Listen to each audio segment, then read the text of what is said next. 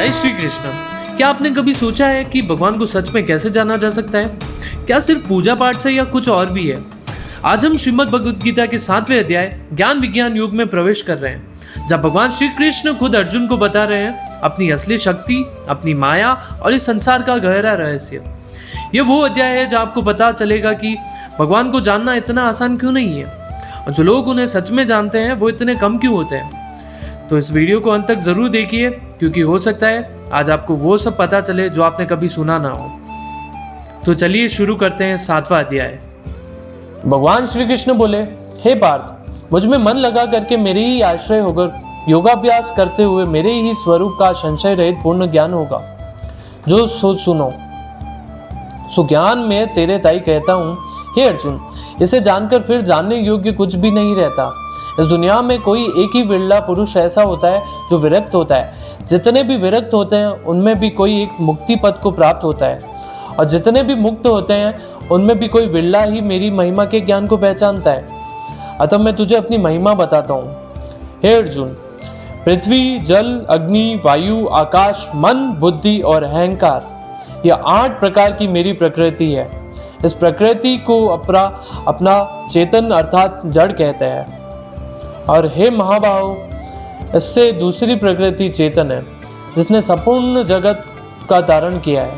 इन्हीं दोनों प्रकृतियों से सब प्राणी मात्र उत्पन्न होते हैं। ऐसा जानो, ये प्रकृतियां हमसे ही उत्पन्न हुई हैं। इस प्रकार जगत की उत्पत्ति और प्रलय का कारण मैं ही हूँ। हे धनंजय, धागों में जिस प्रकार मणि पिरोई जाती है, उसी भांति यह संसार मुझ में ही गुथा हुआ है। मुझसे परे और कुछ भी नहीं है। हे कुंती पुत्र, जल में रस मैं ही हूँ, चंद्रमा और सूर्य में प्रभा मैं ही हूँ। मैं सब वेदों में प्रणव हूँ, आकाश में शब्द तथा पुरुषों में पौरुष मैं ही हूँ। हे अर्जुन, पृथ्वी में सुगंध और अग्नि में तेज मैं हूँ। हे पार्थ, संपूर्ण प्राणियों में सनातन बीज रूप मुझको ही जान। बुद्धिमानों में बुद्धि स्वरूप और तेजस्वियों में तेज मैं ही हूँ। हे अर्जुन, काम और रोग रहित बलवान पुरुषों में धर्म के विरुद्ध न जानने वाला कर्म मैं ही हूँ। जितने भी सात्विक, राजस और तामस पदार्थ हैं, वे सब मुझसे ही उत्पन्न हुए हैं, परंतु उनमें मैं नहीं रहता हूँ। ये सब मुझ में है। सत, रज, तप, इन तीनों गुणों के प्रभाव से यह संसार मोहित रहता है। इस कारण इससे परे मुझ में अव्यय परमात्मा को नहीं जानता। मेरी यह गुणमयी और दिव्य माया अत्यंत दुष्कर है। जो मुझे अनन्य भाव से बचते हैं वे इस माया को पार कर जाते हैं। जो पापी, मूढ़ और नराधम है, माया ने जिनका ज्ञान हर लिया और आसुरी भाव ग्रहण किए हुए, वे मुझे नहीं पाते हैं। हे भारत श्रेष्ठ अर्जुन, 4 प्रकार के जीव मुझको बचते हैं। दुखिया, जिज्ञासु, ऐश्वर्य की कामना करने वाला और ज्ञानी, जिनमें मुझे सदा एकाग्रचित और केवल मेरी भक्ति करने वाला ज्ञानी श्रेष्ठ लगते हैं, क्योंकि मैं ज्ञानी को अत्यंत प्रिय हूँ। किंतु जो दुखिया आदि मुझे सिमरते हैं, इन्हें भी तो तू बुरा न जान। वे भी बड़े उदार और श्रेष्ठ हैं, किंतु ज्ञानी तो मेरी आत्मा है। इन ज्ञानियों ने केवल मेरे चरणों के साथ दृढ़ निश्चय बांधा है, और इन्होंने मुझे ही अपना ठाकुर और ईश्वर माना है।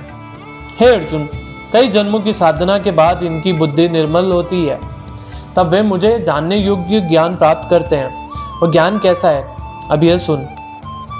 जो सब जगत को वासुदेव में समझे, उन्हें सब प्राणियों में मैं वासुदेव नजर आता हूँ। ऐसे ज्ञानी महापुरुष महंत कहलाते हैं। और जो मुझे त्याग कर संसार में मनुष्य और देवता की उपासना करते हैं, अब उनकी बात सुन। जो पुरुष कामनाओं की पूर्ति के लिए जिन जिन देवताओं का पूजन करते हैं, उन पुरुषों की उस श्रद्धा को मैं दृढ़ करता हूँ। वह उस श्रद्धा से युक्त होकर उस देवता की आराधना करता है, फिर उसको मेरे ही रचे हुए कर्मफल प्राप्त होते हैं। परंतु उन अल्प बुद्धि वालों का फल नाशवान है। देवताओं की आराधना करने वाला उन्हीं देवताओं को मिलते हैं, और भक्त में मुझे भक्तजन मिल जाते हैं।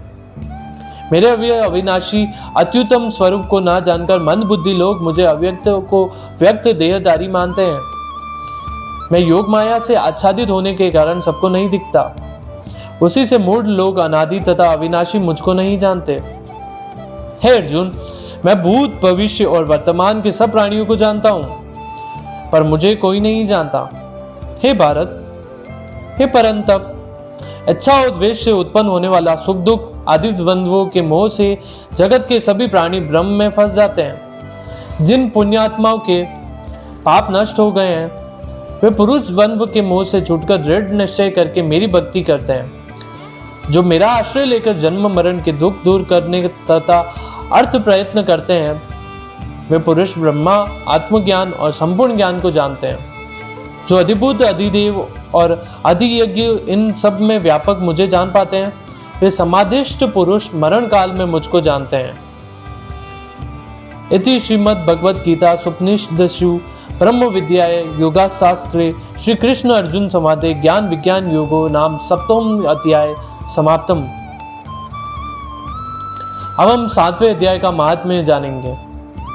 श्री नारायण जी बोले, हे लक्ष्मी, अब 7वें अध्याय का महात्म्य सुन।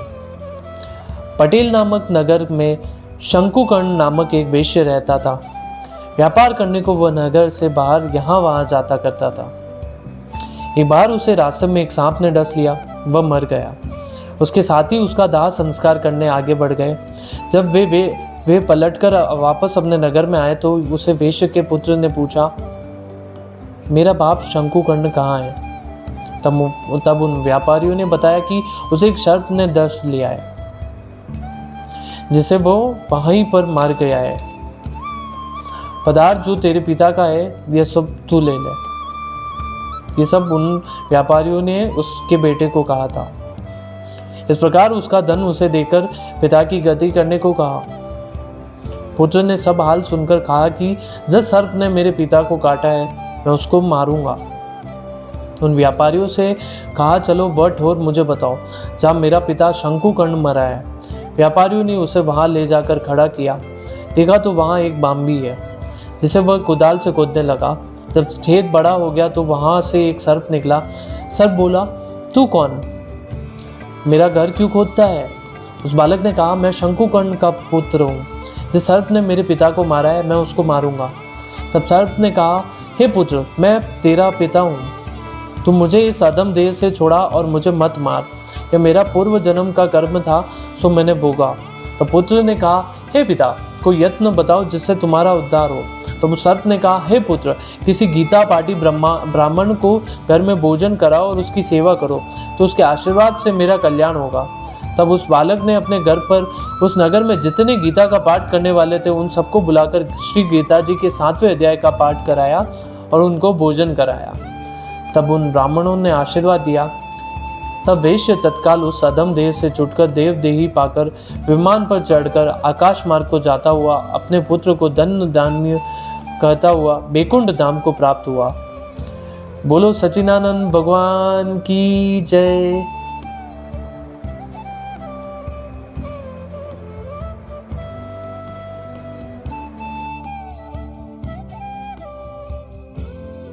तो ये था श्रीमद् भगवद गीता का 7वां अध्याय, जहाँ भगवान श्री कृष्ण ने हमें बताया कि ज्ञान और विज्ञान के माध्यम से ही हम उन्हें वास्तव में जान सकते हैं। अगर ये ज्ञान आपको वैल्यूएबल लगा तो इस वीडियो को लाइक करें, शेयर करें और भक्ति साधना चैनल को सब्सक्राइब ज़रूर करें। और कमेंट में ज़रूर बताइए कि आपको इस अध्याय की कौन सी बात सबसे ज़्यादा प्रभावित कर गई। हम हर रोज़ आपके लिए गीता का एक नया अध्याय लेकर आ रहे हैं, तो इस आध्यात्मिक यात्रा में हमारा साथ बनाए रखें। जय श्री कृष्ण।